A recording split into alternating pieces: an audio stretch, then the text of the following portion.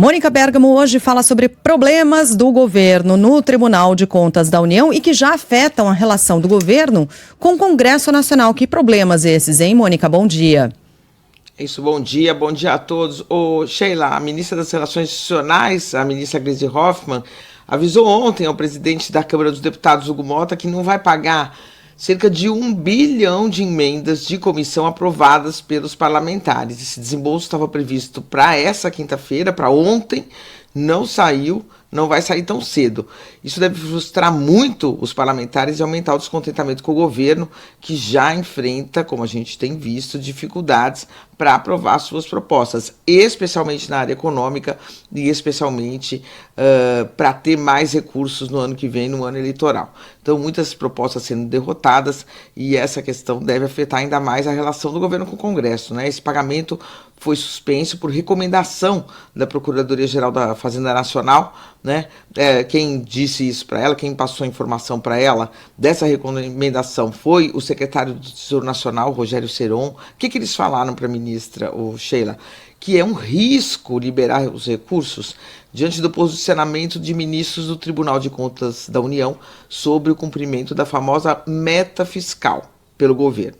Então, agora vamos explicar bem rapidinho. A meta fiscal, ela diz o seguinte: o governo tem que arrecadar 10 e gastar 10, né? O governo tem que buscar o déficit zero. Ele não pode ter rombo, ele não pode ter um buraco nisso. Ele não pode arrecadar 10 e gastar 12. Agora, esta meta, que é uma meta a ser perseguida, ela tem a chamada banda de flutuação, quer dizer, você pode é permitido você gastar um pouquinho mais, você fica com déficit até 30 bi ou superávit. Se você fica com déficit, você tem que no próximo ano fazer economia, levar esse déficit para o próximo ano para economizar e conseguir recuperar esse buraco. Se você fica com sobra, você pode gastar mais. O governo hoje está com um déficit de 26 bilhões.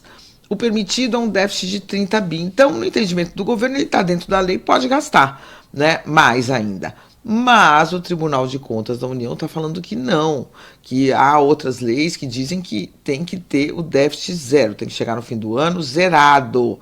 Se o governo tiver que chegar no fim do ano zerado, Sheila, ele vai ter que cortar 26 bilhões de uma tacada só até o fim do ano. É muito dinheiro, né? Os ministros estão muito preocupados, o governo está muito preocupado, dizendo que o governo pode até parar. E o Tribunal de Contas da União pediu suspensão para ver melhor, né? O governo entrou com recursos, os ministros falaram, não, vamos avaliar melhor, precisamos de mais tempo, deixou a situação muito incerta.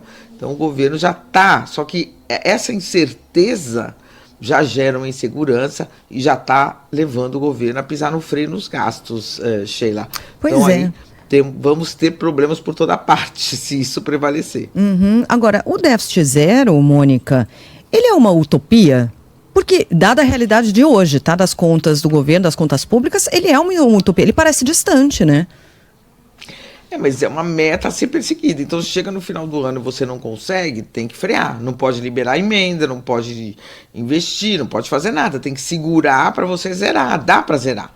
Mas há um custo muito alto, né, Sheila? Há um custo bem alto que o governo não acredita que não é necessário pagar, né? Porque a lei do arcabouço fiscal permite essa flutuação. Então, em trilhões, você tem um déficit de 26 bi, o governo acha que dá para trabalhar com ele, porque ele está dentro dessa margem. Sabe a banda da inflação? A inflação, a meta é... Eu não lembro mais exatamente a meta esse ano, mas você tem uma meta X, você pode subir um pouquinho, pode ser um pouquinho abaixo, também não pode ser muito abaixo para não ter deflação, para não ter recessão, enfim, você vai trabalhando com essa meta. O governo está entendendo que ele está dentro desse intervalo permitido pela lei, né? E acha que dá para levar o governo até o fim do ano com esse déficit de 26 bi. Mas o TCU está fazendo aí um jogo mais firme ali, né? Não, é zero, é zero, é zero. Está tendo uma divergência entre ministros do Tribunal de Contas da União, né? Alguns dizem o seguinte, não, tudo bem, é zero, mas esse ano, como nós estamos muito em cima do fim do ano, não dá para em 2 meses cortar 26 bi. Vamos deixar, falar que está tudo legal, permitir que o governo trabalhe com isso até dezembro. E ano que vem passa a valer a meta zero, né, déficit zero, e aí o governo vai ter que apertar um pouco os cintos em pleno ano eleitoral, que não é tão fácil, né, Sheila? Sim, mas é isso. Não sei se é eu acho que não é, tem muitas vezes em que você alcança até superávit, né?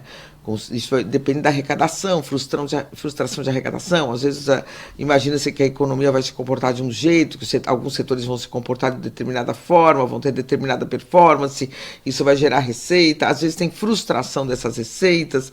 É um trabalho contínuo de cuidado com as contas públicas. E o governo está dentro das metas do arcabouço, mas não do centro da meta. Tem o piso, o centro e uma margem superior. O TCU fala tem que perseguir o centro, tem que perseguir o zero. O governo acha que dá para trabalhar nessa flutuação. Essa é a divergência que está gerando insegurança, Sheila.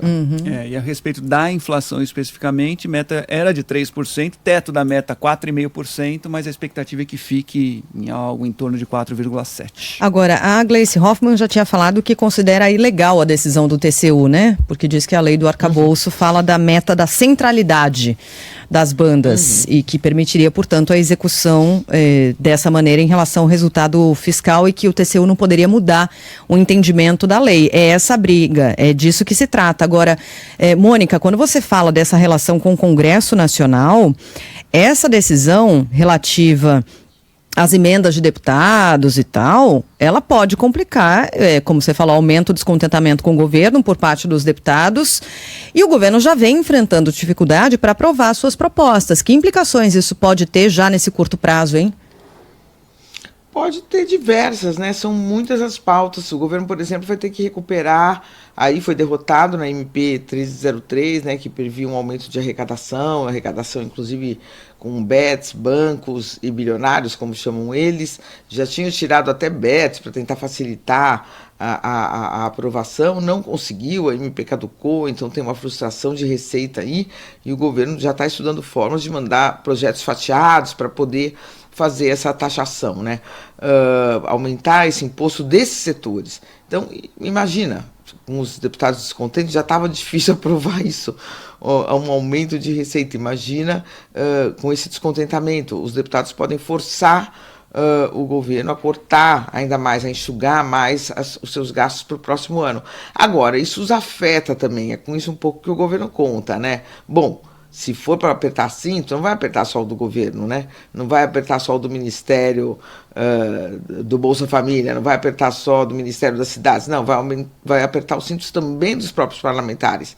Será que não é possível sentar e combinar aqui um jogo um pouco mais flexível? Essa é a esperança do governo também, Sheila. A ver, a acompanhar. Mônica, a gente volta a conversar na segunda-feira, neste mesmo horário. Claro, não havendo nada, nenhuma bomba aí ao longo do fim de semana. Bom fim de semana para você, até lá. Até.